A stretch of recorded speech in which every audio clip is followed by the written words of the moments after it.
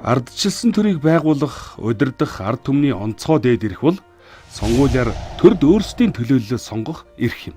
Тиймээс ард иргэд бидний төрд өөрсдийн төлөөллөө дуу хоолойгоо нийтээрээ чөлөөтэй хэний ч алавдлаггүйгээр саналаа нууцаар шууд гарган сонгодог чухал үйл явдал бол сонгуул билээ. Сонгуульд оролцогч нам эвсэли бийда нэр дэвшигч мөрийн хөтөлбөрөөр олон нийтэд сурталчлах ажлыг зохион байгуулах нь амаргүй ажил байх бөгөөд баггүй хүн хүчит цаг хугацаа санхүүжилт шаардлагатай болдгийг та бид мэднэ. Энэхүү сонгуулийн санхүүжилтийн асуудал нь авилгын эрсдлийг үүсгэж байдаг томоохон асуудлын нэг. Хэрв улс төрд хяналтгүй их мөнгө орж ирвэл сонгуулийн булхай луйвраас ахуулаад улс төрийн үйл ажиллагаа шийдвэр гаргахад хууль бусаар нөлөөлөх авилга сонирхлын зөрчил үүсгэхэд хүргэнэ.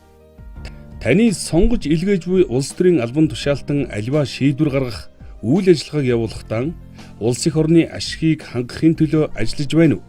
Эсвэл өөрийн дэмжиж санхүүжүүлсэн хэсэг бүлэг хэн нэгний төлөө ажиллах уу гэдэгт хяналт тавих боломжийг улс төрийн намын болон сонгуулийн санхүүжилтийн ил тод байдал олгодог.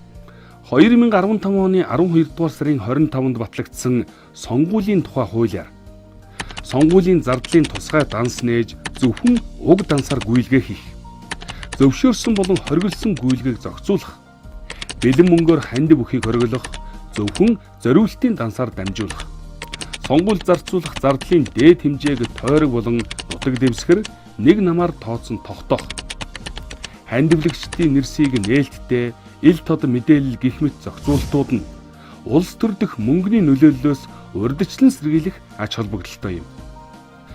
Манай улсын улс төрийн санхүүжилтэд холбогдох хууль тогтоомжид улс төрийн намууд санхүүжилтэд өөрсдөө хариуцахыг зөвшөөрдөг байна.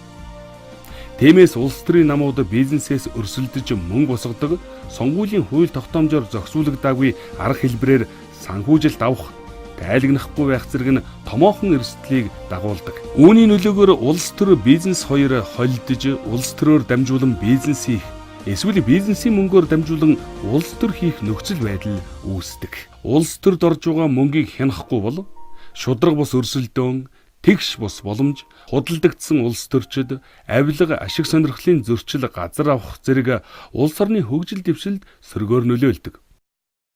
Сонгуулийн үеэр мөнгө эд зүйл тараах, аливаа эдийн засгийн амлалт өгөх, санал худалдаж авах орлогууд нь хууль бус бөгөөд сонгуулийн луйварт тооцогддог юм. Эргэн та өөрийн болон үр хүүхдийнхээ ирээдүйг тодорхойлох чухал саналаа худалдчихвал юу болох вэ?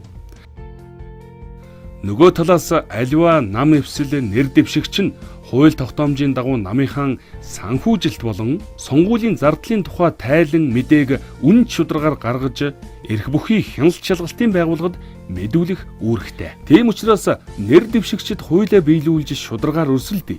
Харин иргэд бид сонгуульд идэвхтэй оролцож хариуцлагатай сонголт хий.